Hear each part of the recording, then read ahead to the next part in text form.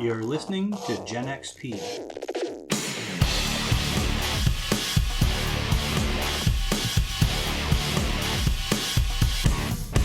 Let's play some games. Hi friends, thanks for listening to our stories.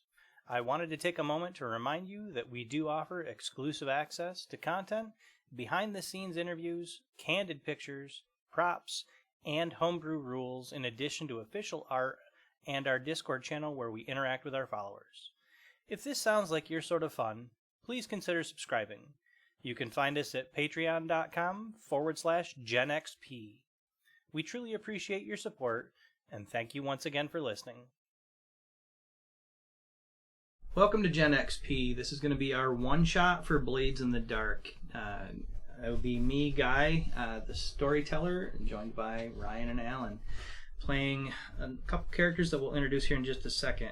I want to set the scene for what Blades in the Dark is. The broad overview, before we get real in character, is a industrial London, Prague, Venice city where it's just now hitting its industrial revolution. But there's a fantasy aspect to this as well, because it's in a world of perpetual darkness, in a city surrounded by eldritch horrors, protected from them by a magical lightning grid. Alright. So as far as the scene goes, we're going to open up on the city of Duskvol, under the dark black skies. The shattered sun that was destroyed in the cataclysm 1,000 years ago when the gates of death were thrown open. It's always dark. There is never any true light here. It's foggy. It rains more often than it doesn't. There's always a cold that clings to your bones, and a layer of smog from 1,000 chimneys that never goes away. Your average person has a small cough from it. They will tuck their coats or their scarves tight against the chill. But for the most part, people keep their heads down. They work hard, they do their jobs, and they try not to attract the attention of the rich and powerful, or the people that work for them, like the blue coats, who are the guards of the city. A constant level of mist fills the dark streets, twisted cobblestone between tall and narrow buildings. Everything has a layer of dirt and filth on it. The only real light comes from elctroplasmic streetlights that are never quite close enough together. There's always dark areas between them, alleyways of pitch black. And people will rush here and there to conduct their business outdoors and then get back to the perceived safety of their shelters. There are any number of warehouses and docks. There are noble houses where people will work as servants. Poorhouses where those who cannot find work slowly starve on bowls of gruel. Food in the city is never as appetizing as what we'd like it to be. Most people get by eating eel, rat, mushroom, and kelp. Houses of the wealthy are lit by any number of colored electroplasmic bulbs that pop and spark and smell of ozone. Whereas the poor, they get by with burning small bits of fungus or detritus that they can use for hopefully a little bit of warmth as well. The sewers and the canals of the city are connected, and as the oceans rise and fall, the ocean is called the Void Sea, and in that ocean, eldritch horrors known as leviathans live.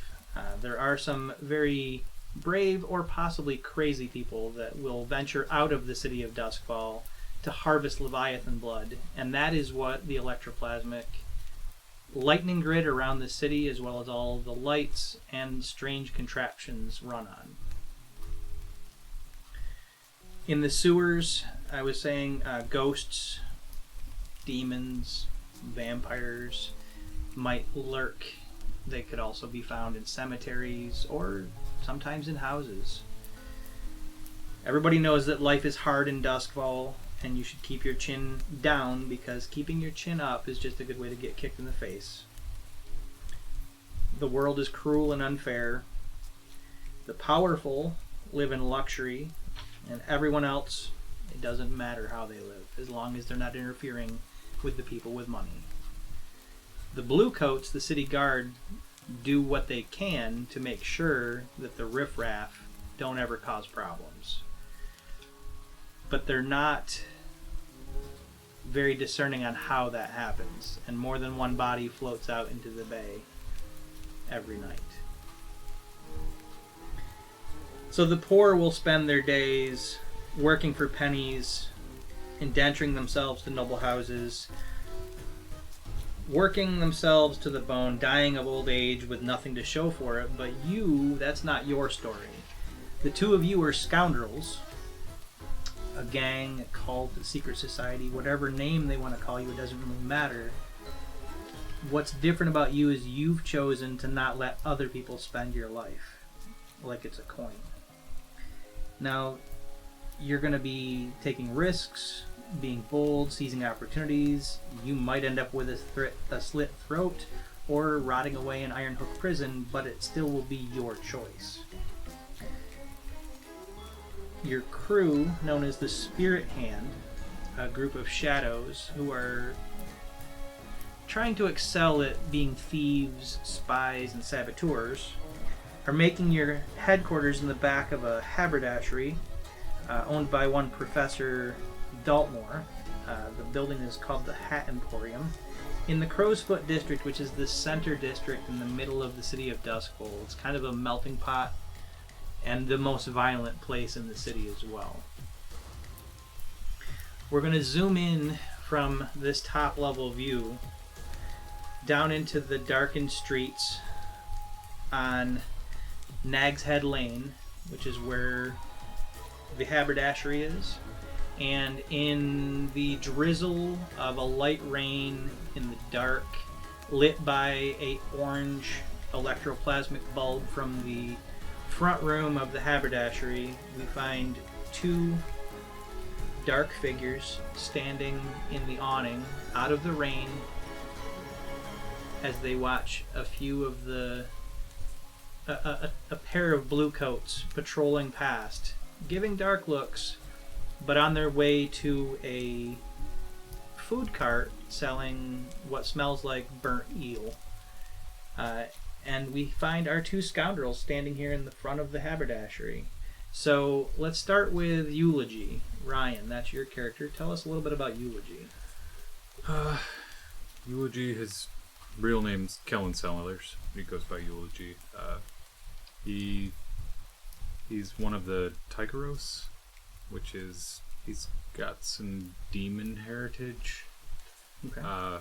Which he's not proud of. It's given him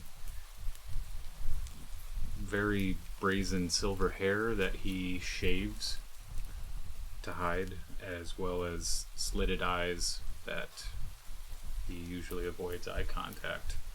And he wears a long gray pea coat. He's an academic who is very in tune with the spirit world. Okay, nice. So, shaved head, slitted eyes, and a pea coat. Awesome. And then, next to you, we have Bo. Tell us about Bo. So Bo's real name is Ballas Hanlon. He's a small, mousy-looking guy with bright green eyes and red hair that he usually has covered by a hat. He has a tight leather jacket, and you can see the bulging of various weapons in this jacket that he carries on him at all times, with some pants, jeans, whatnot. Bo is from the Dagger Isles, where he used to hunt leviathans as a lookout for the ship and labor on the ship that used to hunt the leviathans. But since he's come to the city, he's found a life of luxury, and he's caught up with luxury and loves the nice things in life. And he's saving up to buy a better coat because this was too small, and some jeans, and if he can help it, he'll get a nice business suit. Okay. And your crew, the Spirit Hand, what would you say? You're an academic and you were a boatman. What led you to the life of crime? I was just tired of laboring on the boat, and I found that I befriended a iguana whose name is Arrow, who's a very savage-looking iguana that I can occasionally set on my foes to shoot out and hunt with me. And when I became friends with iguana, I decided that we didn't want to go back on the ship. We wanted to stay in the city and see what we could make for ourselves. And crime is easier than normal work in this time, and I want to live for myself, not for somebody else. Sure. And this is, I figured, the best way to do that. Okay. What about eulogy? As an academic, what led you to a life of crime? Being attuned to the spirit world, I came to enjoy more spirit company than human company, and I've fallen in with a few people that I disliked, particularly some character named Flint who traffics in spirits. And I found that the best way to get back at someone like that would be to basically fall in line with the same kind of work on the other side. Okay. Yeah. So you're going kind of enemy of my enemy, trying to use his own tricks against him. Yes. Nice. So the two of you were standing outside of Professor Daltmore's Hat Emporium, trying to stay out of the drizzle, feeling the press of cold from the ever-present smog that kind of rests in Crow's Foot. You know that it's not safe to be out for long. This is a violent district, but the reason you're out on the street is you had business today. You got word from a contact of yours, a deal broker that goes by the name of Amancio, who had sent you a message by a runner, basically indicating that there was big work to be had for those daring enough to try it, and that he was asking you to come and meet him. There's a little flop house on the dock that he often takes coffee at, and that's where you're at. So, Bo, eulogy. Was there any discussion that you'd be having? Any preparations? Tell me about what's happening. Bo usually travels with more than a few weapons, and when the message arrives, Bo looks at Eulogy and he says, "Well, let me get my stuff. We can head on over. Just shouldn't take me but a minute." All right. And he goes into the haberdashery to collect his weapons. Okay. Professor Daltmore is a rail-thin man with a long handlebar mustache that's curled up with wax. Indoors, he's always wearing a very tall top hat or whatever is in style at the moment. Crow's Foot, being kind of the center of the city and not high class, his haberdashery is not financially sound. However, that's part of why you're able to rent a room in the back of his building that was at one point a storeroom. You make your way through the well lit with amber-colored lights and some incense that is meant to set the mood, but Professor Daltmore does his best to not notice you, as is the business arrangement. You pay for a room in the back. He doesn't know that you're there as far as the business goes. Bo, you get into the back room of your lair for what it is right now. You're a newer crew, still trying to establish yourselves, but you do have a bag. You start grabbing some of your gear. I think Arrow is probably back there. There's a shelf that he likes to rest on up near one of the elctroplasmic lights that helps him warm up a little bit. and then you're going to be stepping back out into the rain with Eulogy? Yes, after I get my load, which for this one I will take a normal load. So for Blades in the Dark, when you're about to go on a job, you normally pick a load. We won't do that quite yet because you don't have the job yet. So there's going to be some time. You're allowed to say that you want to do that now, but I'll let you change it when we come up to that point. While Bo is stepped indoors, is there anything that Eulogy would be doing out in the street? Keeping his eye on people, but avoiding eye contact. Sure. You do note, like I said, there's there's a pair of blue coats that patrol. You've seen them. I mean, you can't really go too far without seeing blue coats, especially in Crowsfoot.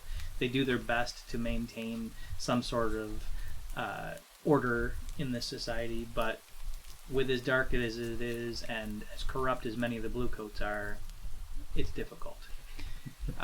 They're a little ways down. You can see them lit up in the glow of one of the lights a little ways down. They're at the food cart with skewers of eel, eating and glaring at the few people that happen to be out in the streets, but not many that are out. Shortly thereafter, Bo, you come back to the street, and were the two of you immediately setting off, or was there any conversation that needed to be had? I show up with Arrow on my shoulder. He goes with me everywhere for the most part. And Okay. Eulogy can see the bulge of maybe a pistol and a couple in my tight jacket. Okay. And I say, I'm ready when you are. Yeah. Arrow's tail kind be of off. curls around your neck like a scarf, and he licks one of his eyeballs. The two of you step out into the light drizzle and kind of hurriedly make your way along the dark alleys and streets of Duskvol through Crow's Nest. You know that in this district, you know the major players here. The big gang that runs this place, that runs the district that you're in, is called the Crows, taking their name right from the district. You know that they're a fairly violent gang, but you've paid your dues so far to them. Other than them, the Lamp Blacks and the Red Sashes are known to be around this area. You have less interest or less concern about running into the Red Sashes because they run much more high-end establishments. They're not out threatening people in the streets usually. The Lamp Blacks, it's hard to tell sometimes. They are much more salt of the earth gang when it comes to that sort of thing. But without any real issue, you make your way to one of the docks. The Crow's Nest is actually surrounded by canals and intercut with them, but you make your way to the docks where the coffee house is that Amancio is at, and it's a open-sided building that has a shuttered door that can be pulled shut when it needs to be, but for right now it's open. Not that there's any true fresh air, but it does allow for the pipe smoke and hookah to not coalesce inside the coffee shop. You see Amancio, who's wearing a leather trench coat with a hood that kind of has a bit of still some of the fog and the moisture that's collected on it runs off occasionally, but he's sitting at a small table with a cup of what looks like still steaming coffee as you arrive, and he kind of ushers you over and says, come sit. Big news, fellas. There's an Argonaut coming in. Now, you guys know the Argonaut is the steam-powered train that brings goods from other cities in the Imperium to Duskvol. It's the really only method of travel other than sailing the Void Sea in a ship. There is no real travel by land between cities other than the Argonaut. All the trains are called Argonauts. But he says there's an Argonaut coming into town, and apparently there's some interesting cargo on there, and there's a number of interested parties. So I'm trying to, I've been talking to a bunch of people. I wanted to put out some feelers because I'm looking to see who you're looking to make friends with.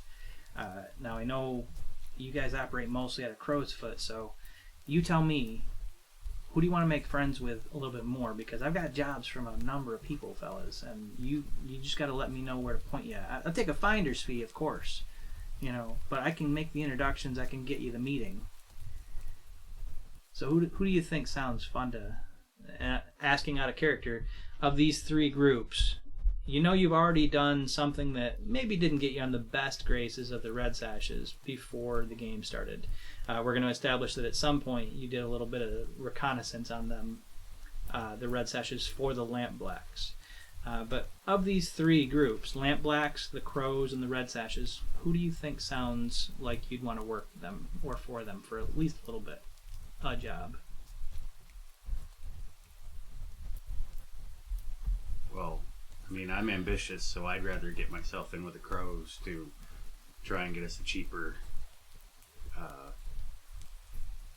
Yeah, you're paying like protection money. Protection, yeah, there you go. Yeah. So, yeah, you're paying protection money to be allowed to operate at a Crow's Foot. So, Bo, you're leaning towards the Crows. What are you thinking, Eulogy? I was leaning one way or the other between them and the Lamp Blacks. We already did a job for the Lamp Blacks, but you're right. We're in the Crows' territory. Probably be a good idea to get good with them. the easier we can, more prove ourselves. Absolutely. Better. Yeah, I'm down with that. So Amancio says, so who do you want to, who can I make an introduction for you? Because I got jobs all over the place, fellas. Who are we looking for? I'd like to meet with the Crows if possible. Yeah. Lisa, she, I gotta warn you,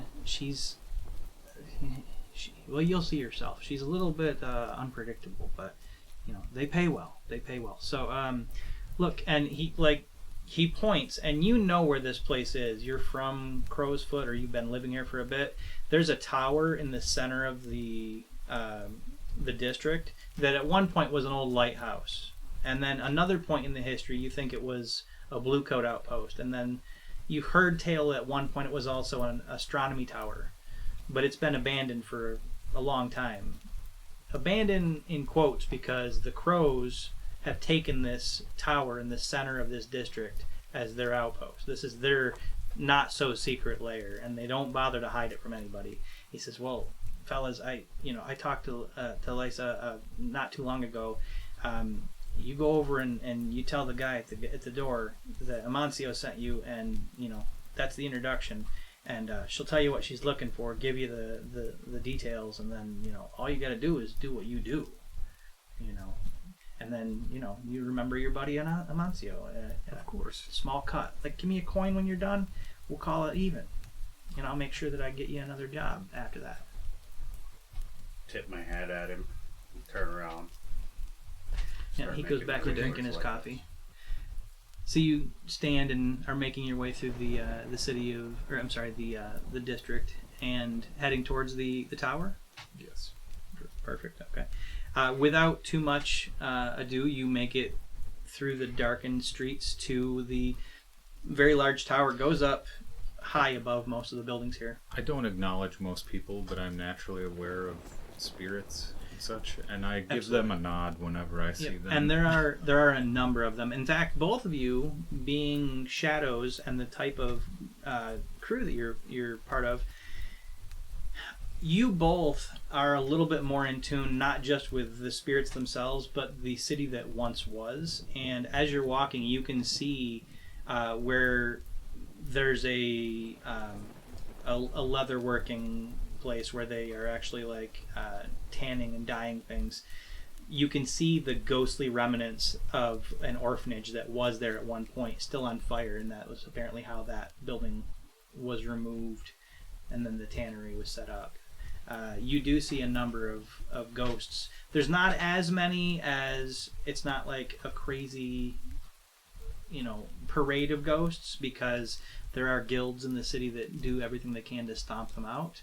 But you see them occasionally. You see, the pale face of a washerwoman standing, in an alleyway, not moving. And a lot of times the ghosts get stuck in these loops where they're revisiting the scene of their death and they can't quite figure out how to get away from it, and they just relive those last moments over and over and again. Some ghosts get a little bit more mischievous, but Eulogy, as you're walking, you give small nods. You acknowledge them at least.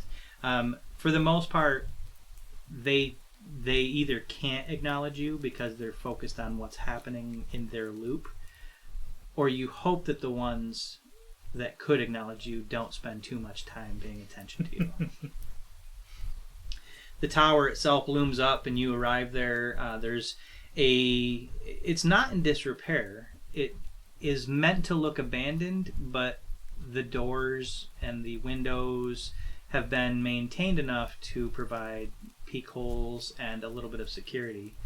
There's a very rough-looking man there in like a bowler hat that's a little bit smaller than his head is meant to accommodate. He's got a jaw, very wide jaw. He's wearing suspenders and like a t-shirt, but he's sitting underneath an overhang at the bottom of the tower, and he's smoking a pipe. He sees the two of you walk up. You know his name only by reputation as Federico. You know that he busts heads for the crows. He's not had the run-in with you or an opportunity, but you know who he is. And I think that because you've been operating in the district, he probably knows each of your names as well, at least what you call yourselves. But as you kind of step up the little curved stone walkway that leads up to the base of this tower, he pulls the pipe out of his wide-jawed mouth, and he just kind of says, "Bo, eulogy. Federico. Something I can do for you tonight?" We'd like to meet with Lissa. Meet with Lissa. And what's this regarding? Supposed to. Amancio says. Amancio. Yeah, that guy, the weasel. He's always... Alright, yeah. Alright, and he kind of taps the pipe out and puts it in a pocket, and he says, "Alright, come on with me. Hands in pockets, don't touch anything." He opens the door, leads you inside. When Federico steps in and brings you two in, it's comfortable and well lit, but this is a base of operations. This is a business for the crows. You can see in this front room, there's actually a couple arrow slits and one door that you're going to pass through, and this is effectively, you realize as you step in, a murder hole, that if you had just pushed your way in, there's people on the other side of these walls that can see you that you can't see right now.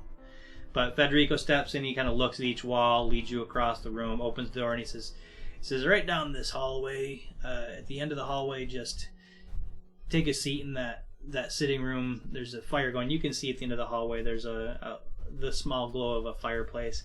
He says, "I'll let her know that you're there, and just take a seat and wait." At which point he kind of ushers you down the hallway. He turns and heads down a separate door, and then you can hear his feet going up some stairs. Two of you make your way down to my way to the waiting room, but I'm not sitting down. I'm looking around, trying to see what's in the room, if there's anything of note. Yep. Not that I'm going to steal it, but... Sure. So you are in a tower, so you notice that this is an outer room. It's a rounded wall. There is a stone fireplace with a small fire going. There's a desk with a chair behind it and two chairs in front of it. And you've not really been in this room before, but you get the impression this is where she does some of her business, at least entry business, because it's on the first floor. There's one bookshelf with a number of books on it, and you see a couple cabinets that you're not sure what's inside of. I'm gonna run through the spines of the books to see. Okay, so you just step over and kind of run through the spines. There are a number of, they look like ledgers more than books, but you do see one that as your finger's not quite touching them, you're just kind of tracing over, looking at names and dates. Most of them are ledgers. There's one book that as your finger gets near it, there's a little spark of ghost energy from it, that there's something about that book you're not really sure about. But you do hear the sound of footsteps coming back down those stairs. It's not labeled. That book's not labeled. It's just a red-spined book with like black lacing, and not labeled at the moment. And someone is approaching? You can hear someone coming. They're not there yet. Couldn't hurt. You slide it off and start flipping through. Yeah. It is a accounting of a monastery and some of the experiments that were done in the monastery. As you are very quickly scanning through, give me what kind of skill would you use to just kind of see what this book is about? Study. That makes sense. Yep. We're not technically in a job yet, so but you can roll a study check. So in Blades in the Dark, it's D6s. There's a pool of them, and you roll and you take the highest number. Go ahead and what do you got? I have 3 dice for study. Okay. And you got just critical success, so that's 2 6s. Perfect. All right. There was you actually using the attunement that you have, knowing the ghost field, and the way that this other world works. You flip through the book until your fingers tingle, and then there was an experiment that was done in this monastery that involved using electroplasm to rejuvenate dead flesh. And for a moment, you have this vision of a corpse being brought back to life. Though it was not, the vision gives you the idea that was not a soul. It was more of an empty husk that was brought back and animated it. Zombie play. Would you? I'm gonna snap that shut and put it back before somebody. And you can feel your fingers tingle from that that little vision. Bo, you and Arrow are looking around. The cabinets were there, but you do hear someone approaching. Would you have just maintained guard, or would you have done anything in this time? Oh, I sat down in the chair and put my feet up in the other chair, making myself comfortable. When I'm finished with the book, I'll head to the other chair unless someone's already in the room. Okay. No, you managed to sit down in the chair about the same time that the footsteps get to the bottom of the stairs, make their way down the hall, and a rough-looking woman, kind of muscular, short hair. She's got a scar on one cheek, and her hair's kind of chopped short. She's wearing leather, like a leather vest, and has a butcher knife, cleaver, not knife, a butcher cleaver that is hanging from one of her belt hooks. But she walks in kind of heavy booted. She's easily as big as either of you. She's a very large woman, muscular wise, but she walks in, kind of slaps you each on the shoulder in a friendly enough way, and she says, "Lads, it's good to see you." She walks around and sits down and says, "So you're here about the job I was talking to Amancio about then, yeah?" Yes. Perfect. I've heard you did a bit of a job and did some work for some people, and I told Amancio that if he knew anybody that was interested in doing a little bit of well, I'll leave it up to you as to how you accomplish this, but let me just explain what I want, and then you tell me if it's something that you can do. 3 days from now, there's going to be an Argonaut that's going to roll into town, and it's going to be late at night. There's going to be something in the 14th car that I want, and I'm going to arrange for the gondoliers to be on strike that evening so that there's no one to unload and move the cargo away from the Argonaut, at least for that night. Now, I can only arrange that for so long, but like I said, 14th car. What I'm looking for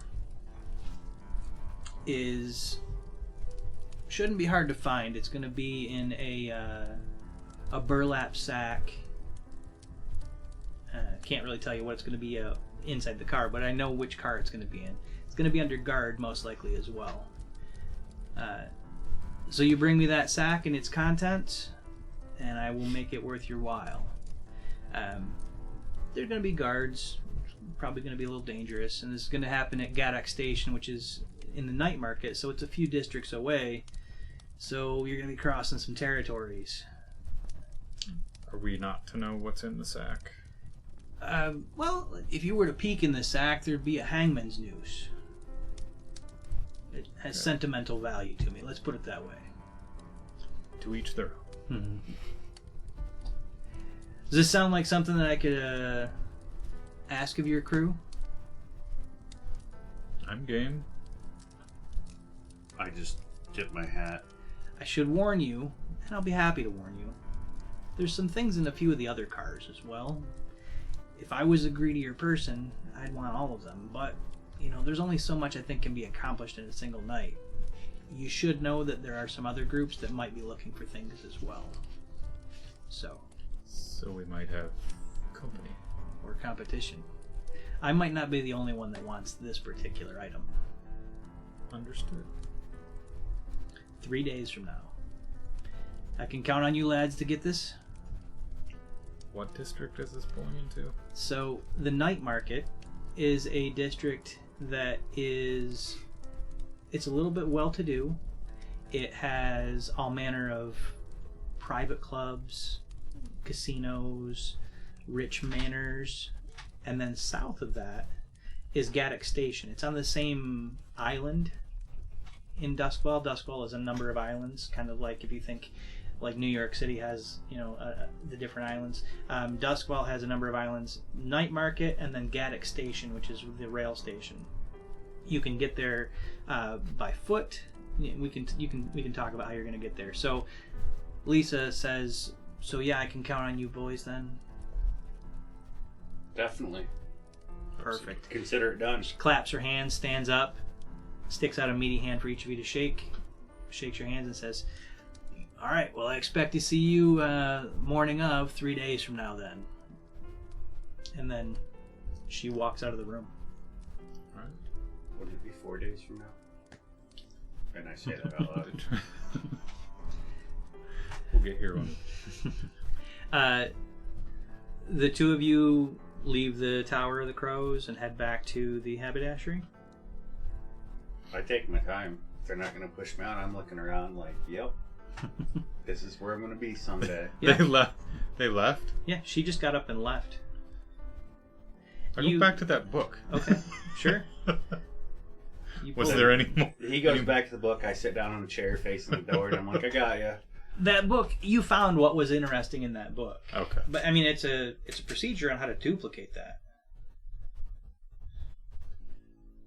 I'm not going to steal.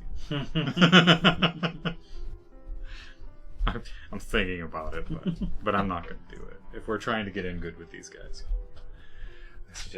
I'll commit as much as I can to memory. It's just a book. Yeah. All right. Eventually, you end up back in your lair to discuss how you're going to approach what you're about to do. Okay.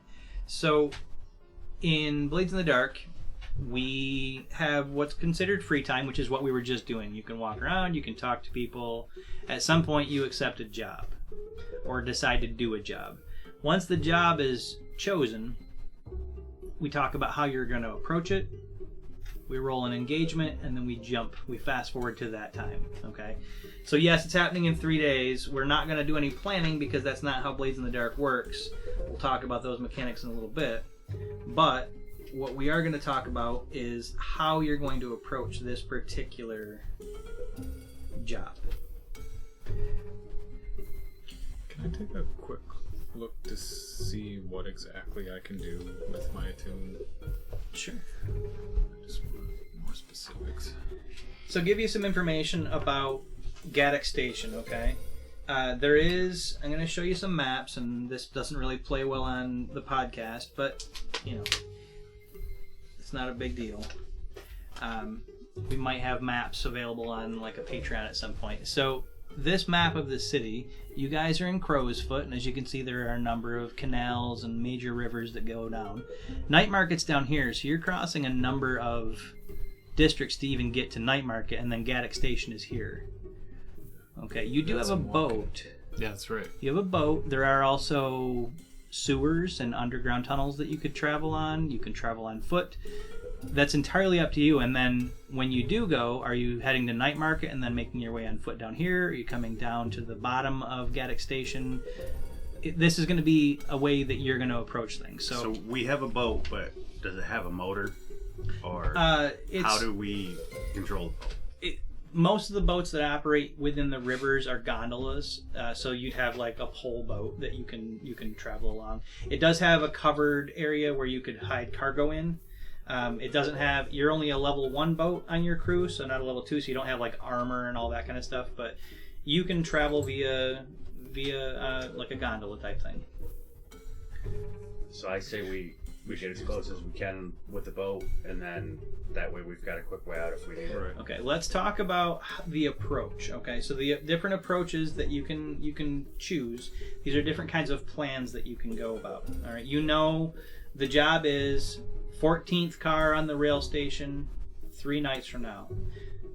Options, so there's assault, meaning you're going to do violence, you're going to go in, bust some shit up, get the thing, and get out. There's deception, which is more about luring, tricking, and manipulating. There's stealth, trespass unseen, which you guys chose shadows as being part thieves, spies, and saboteurs, so that feels very up your alley, but you don't have to. There's occult, meaning you're going to approach this from a supernatural perspective. Okay. There's social, meaning you're going to try to talk your way in, get what you want, and get back out. And then there's transport, which is carrying cargo through danger. This transport won't apply to this particular job because you have to get the cargo first. There's a difference on if somebody said, hey, I need you to get this from here to there, that'd be a transport job. So of those approaches, which one sounds like the way you want to go? Prowl or occult? I mean, you're the occult guy. I'm good with either of those as well. Like, I'm not prowl stealth. I'm sorry. I am. I mean, I could always assault too, but that's neither here nor there. We're both all right with the stealth approach, I believe. I have 2. I have a 2 as well. 2 is good. So though. we could try the stealth approach. I mean, that seems like our best bet. All right. So it sounds like we're gonna go stealth. So what I need you to fill in for stealth when once we choose the approach, the detail that's missing that I need you guys to tell me is the point of infiltration. So what that means is, are you coming in on foot from Night Market? Are you sailing to a point in Gaddock Station coming in? Are you coming up through the sewers? Are you coming in through the rooftops? How does... You said that it's in the Night Market, but what is the area around it look like? Are there buildings? Is it open? So the Night Market is a well-lit... Like, think like steampunk Vegas. Right. The Night Market. And then there is a rail yard that's adjacent to it that is open and just warehouses. So it goes from steampunk Vegas to very dark rail yard and a train and one like a cart path that goes into Night Market from Gaddock Station. So Lisa had mentioned that she was going to make sure the gondoliers were on strike. I'm assuming they take the cargo off the trains.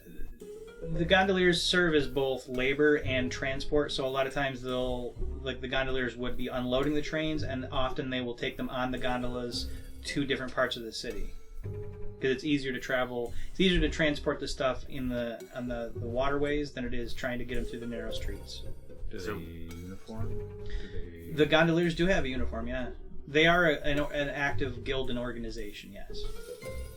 Get a couple of uniforms and act like we're not on strike? I mean, I don't know if that's going to play, though. Well, it could get us in close, though. They're going to be nearby. Maybe. I mean, with Lysa saying that they were going to be on strike, they might not be nearby. Okay. So, but you can try this. So, like, what? All I need is a point of infiltration, and you can talk a little bit about it. We just can't plan too much. I say we just take the gondolier to the closest point across from where it's going to come in and just walk our way across the little peninsula. That looked like it didn't look like it was too far. Right. So you'd be skipping Night Market, taking your boat down, and then just docking, and because there are places to dock your boat right in Gaddock Station. And then we can sneak in that way. All right. But I think gondolier uniforms might come in handy, so hey, you never know. All right, perfect. So you're going to. So here's where you're going to pick item loadouts. You know you're going to be going to Gaddock Station. Gaddock Station is a busy hub of usually people that would be unloading and loading cargo. It'd be travelers from other cities, emissaries. There's going to usually be a significant blue coat presence there. It's going to be a busy place. So your infiltration point is to take your gondola, your boat, and then just the normal gondola dock there in disguise and make your way in. Right. Perfect. Okay. So we've got that. You spend a little bit of time discussing how you're going to get to this place, what you're going to be doing, and what we do now is we're going to straight go to the engagement roll. So what this is going to be, it's going to be a roll to determine how well things kick off. With Blades in the Dark, there's no planning phase. We jump right from we took a job to the job is started, and we want to know how well it's going, and then we'll go from there. You're going to get, so that's it's 1d6 for the engagement for sheer luck, and then there's added dice for advantages and disadvantages. I'm going to say that because you arranged to have gondolier uniforms, that you knew that was how you're going to go in, that is going to give you an advantage because you're going to have some ability to blend in. So that's going to be 2 dice. You are not attacking in a place that is intrinsically low security. You might hear some ambient noise that's going to be part of the Blades in the Dark thing, but it's actually a thunder and lightning storm going on. Fits the mood. Right, it does. So I think what we're going to be rolling is 2d6 for the engagement roll. Now, sometimes the storyteller can roll this in secret, but I think it'll be nice to just roll this in open so you guys know how well this initial plan is going to go. So would one of you want to roll 2d6 to see how well this starts out? Go ahead, Eulogy. Probably gonna be bad. I just rolled a crit. Yeah, well. And that is a 2, which means that we're starting out in a desperate situation. Told you it's probably gonna be bad. That's where the fun comes I know, in. right? This should be interesting.